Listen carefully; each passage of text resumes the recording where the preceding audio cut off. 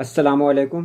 भारत के कौमी तराना का उर्दू तर्जुमा आज मैं यही वीडियो लेकर आया हूँ, क्योंकि बहुत सारे लोग ऐसे हैं जिनको इसका तर्जुमा नहीं पता है।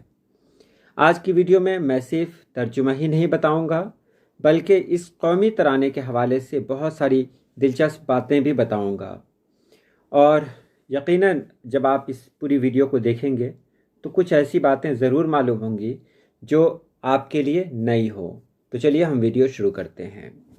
भारत का कौमी तराना रविंद्रनाथ टैगोर ने बंगाली में लिखा था और ये नगमा अंग्रेज़ों के दबाव में इंग्लिस्तान के बादशाह जॉर्ज पंजुम के इस्तकबाल के लिए लिखा गया था। 1911 में जब अंग्रेज़ों ने हिंदुस्तान की दारुल हुकूमत कलकत्ता से दिल्ली मुंतकिल किया तो पूरे मुल्क में बगावत शुरू हो गई। फिर अंग्रेज़ों ने इंग्लिस्तान के बादशाह को हिंदुस्तान के लोगों को मुतमईन करने की दावत दी।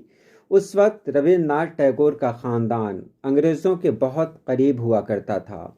उनके बड़े भाई तवील अरसा तक ईस्ट इंडिया कंपनी के कलकत्ता डिवीज़न के डायरेक्टर रहे और रविंद्रनाथ टैगोर खुद अंग्रेज़ों के बहुत हमदर्द थे, जिसकी वजह से उन्हें ये लिखना पड़ा। और मैं अलग से आपको बताऊं कि ये जो कौमी तराना है ये हिंदुस्तान की आज़ादी के बहुत पहले लिखा गया था और ये अंग्रेज़ों को खुश करने के लिए ही लिखा गया था। 27 दिसंबर 1911 को इंडियन नेशनल कांग्रेस के कलकत्ता अजलास में पहली बार कौमी तराना गाया गया। ये कांग्रेस का 27वां अजलास था, जिसकी सदारत पंडित बिशन नारायण धर ने की। 27 दिसंबर 1911 को इसे गाया गया। इस नगमे ने अगले दिन अंग्रेज़ी अखबारात में सुर्खियां बनाई।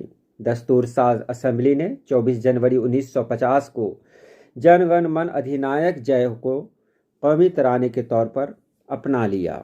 जैसा कि हम सभी जानते हैं कि रविंद्रनाथ टैगोर की किताब गीतांजलि को 1913 में नोबेल अवार्ड से भी नवाजा गया है।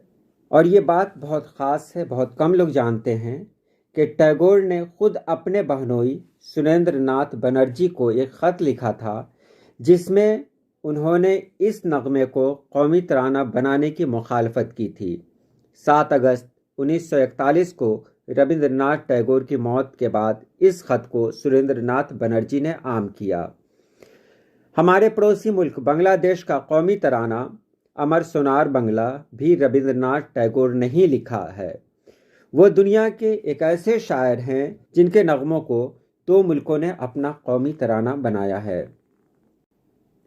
अब इसका तर्जुमा देखें। जन गण मन अधिनायक जय है, ऐ भारत के अवाम और उनकी जहन के मालिक। यहाँ नायक को मैंने मालिक के रूप में इस्तेमाल किया, जबकि नायक कहते हैं हीरो। भारत भाग्य विधाता, आप भारत की तकदीर के मालिक हैं।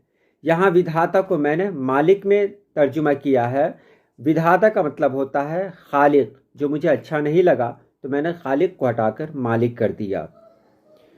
पंजाब सिंध गुजरात मराठा, वो भारत जो पंजाब सिंध और गुजरात, द्रविड़ उत्कल बंग, तमिलनाडु उड़ीसा और बंगाल जैसी रियासतों से मिलकर बना है। विंध्य हिमाचल यमुना गंगा, जहाँ विंध्याचल और हिमालय जैसे पहाड़ हैं और गंगा जमुना जैसी नदियाँ हैं। उच्चल जलधि तरंगा, जिनकी तरंगें बहुत बुलंदी तक उठती हैं। तब शुभ नामे जागे, आपका मुबारक नाम लेकर ही हम सुबह जागते हैं। तब शुभ आशीष मांगे और आपकी इनायत की दुआ करते हैं। गाहे तब जय गाथा, सभी आपकी ही तारीफ के नगमे गाएं।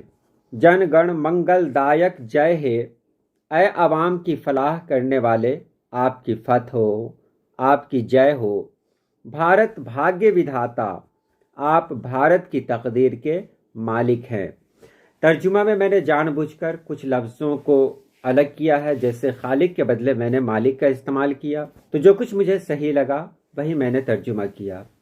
तो आपको वीडियो कैसी लगी ये आप कमेंट बॉक्स में ज़रूर बताएंगे। और हाँ, इस बात का ख्याल रखेंगे کہ ہم سبھی بھارتیہ ہیں، ہم سبھی لوگ ہندوستانی ہیں اور اپنے ملک سے محبت کرتے ہیں، ہمارے کامنٹ سے بھی اس طرح کی بات ظاہر ہونی چاہیے۔ تو آج کے لیے اتنا ہی۔ اللہ پاک ہم سبھی لوگوں کو خوش رکھے، آباد رکھے۔ اللہ حافظ۔